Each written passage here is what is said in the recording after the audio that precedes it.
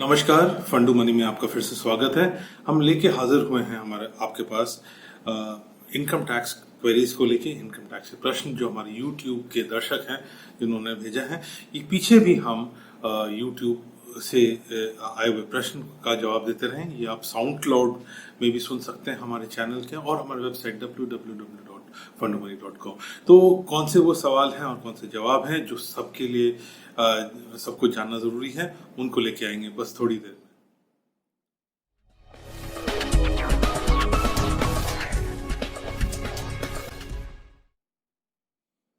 फंडू money में आपका फिर से स्वागत है। हम इनकम टैक्स क्वेरीज को लेके आए हैं, इनकम टैक्स से जुड़े हुए प्रश्नों को लेके आए हैं जो हमारे YouTube के दर्शक हैं उन्होंने भेजा है, और ये आप सुन भी सकते हैं साउंड क्लाउड में, फंडू मनी के चैनल में, या तो www.fundumani.com पे जाके भी आप इसका और दूसरे आर्टिकल्स और वीडियोस और पॉडकास्ट का फायदा उठा सकते हैं। इसके अलावा हम लीडिंग सोशल मीडिया नेटवर्क्स में भी मौजूद हैं।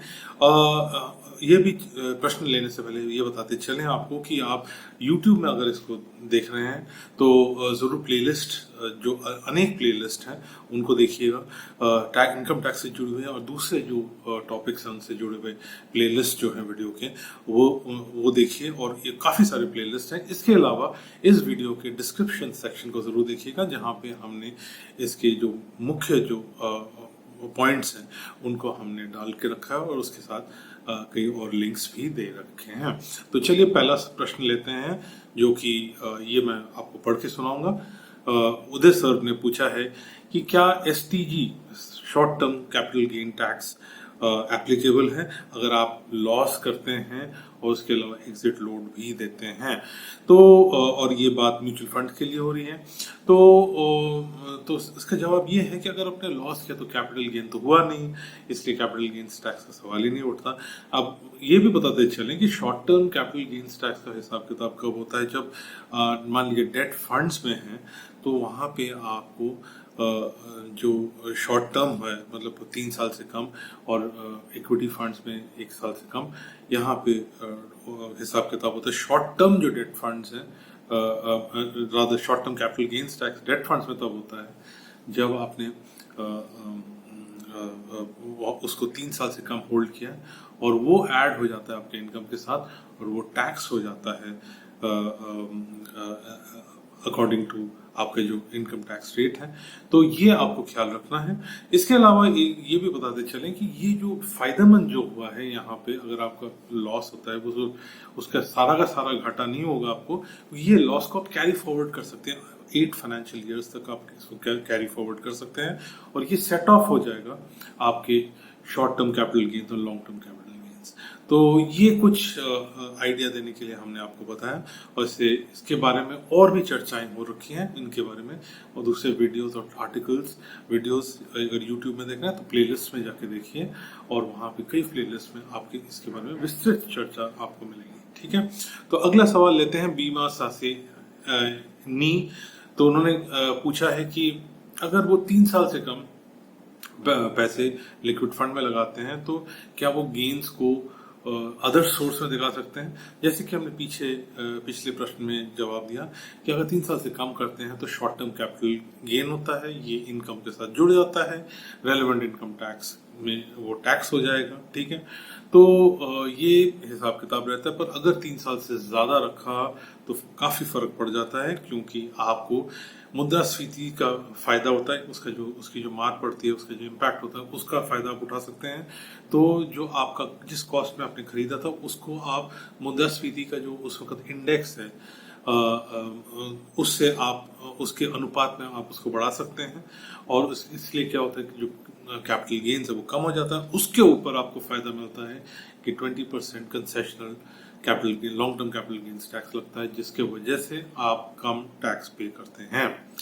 ठीक है, तो ये कुछ आपको याद रखना पड़ेगा। इसके अलावा कपिल ढिंगरा ने एक बहुत ही कॉमन सवाल जो हमारे पास आता है तो वो पूछा है कि जब ELSS में, इक्विटी लिंक सेविंग स्कीम, जिसके बारे में आप जानते होंगे, टैक्स सेविंग के लिए इस्तेमाल होता है, ये सेक्शन 80C के तहत एनुअली 1.5 लाख तक आप निवेश कर सकते हैं। 80C के जो आइटम्स हैं 1.5 लाख तक आप छूट मांग सकते हैं, उसमें काफी टैक्स सेविंग निवेश भी हैं। ठीक है। तो अब ELSS का हिसाब किताब ये है कि वो वहां पे जो सिंगल इन्वेस्टमेंट करते, मान लीजिए आपने 1,000 रुपये इन्वेस्ट किया 15 जून 2020 को, और तो वो 3 साल के लिए लॉक इन रहेगा। इसके बाद जुलाई, तो इसका मतलब आप उसके 3 साल जब पूरे हो जाएंगे उसके, तो तब आपने वो पैसा, वो वाला इन्वेस्टमेंट आपको हाथ आएगा। अब जुलाई 2020 में 15 को अगर करते हैं, वो 3 साल के लिए वो लॉक इन होगा, और फिर उसके 3 साल कंप्लीट होने के बाद आप उसको पैसे को टच कर पाएंगे। तो ये इस तरीके से चलता है, ये ELSS का हिसाब किताब है। तो इंडिविजुअल इन्वेस्टमेंट जब आप कर रहे हैं उसके बाद 3 साल का वेट पीरियड होता है। ठीक है। अगला प्रश्न है कमलेश मेहता का। वो पूछते हैं कि पैसे कैपिटल गेन्स अकाउंट जो है वहां से पैसे कब इन बिटवीन कैसे निकाला जा सकता है। तो इसका थोड़ा सा भूमिका देना जरूरी है कि जब आप बेचते हैं रियल एस्टेट, कुछ भी रियल एस्टेट से जुड़ी हुई चीज का सेल करते हैं और गेन करते हैं, उसमें अगर आप टैक्स बचाना चाहते हैं तो एक तरीका तो ये है कि आप सेक्शन 54EC बॉन्ड्स में आपने निवेश किया 50 लाख रुपए तक, तो वो एक अलग चर्चा है, इसके बारे में भी आपको डिस्कशन हमारे चैनल में मिलेगा।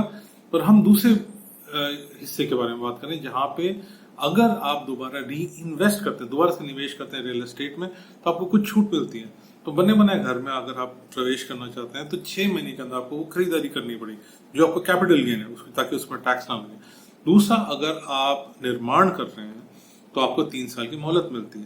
तो ये जो पैसा है ये कैपिटल गेन अकाउंट में डाला जाता है। ये कमलेश जी का सवाल था कि इसमें निकाला कब जा सकता है। निकाला उस वक्त तभी जा सकेगा जब आप प्रमाण दे पाएंगे कि आप या तो घर खरीद रहे हैं या उसका कंस्ट्रक्शन हो रहा है। इन प्रमाणों के ऊपर ही आप बीच में पैसे निकाल सकते हैं। 3 साल तक अगर आपने पैसे नहीं निकाले तो टैक्स देना पड़ेगा, तो ये टैक्सेबल हो जाएगा। तो ये उम्मीद है आपको ये प्रश्नों के जवाब उचित लगे हैं।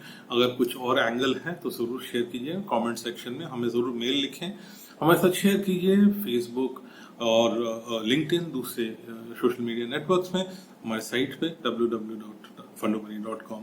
तो अगली बार के लिए हमें इजाजत दीजिए, तब तक के लिए नमस्कार।